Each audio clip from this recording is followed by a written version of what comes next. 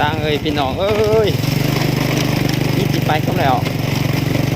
จะได้ตังเขาบานเลยทิ้งแม่กินกระคุ้มกระหูนี่ต้องเอาจางไปก็แล้วนี่รถจะได้นี่เดือดแห้งนี่ไปเห็นท่านนี่ว่างกินท้องปลาเนี่ย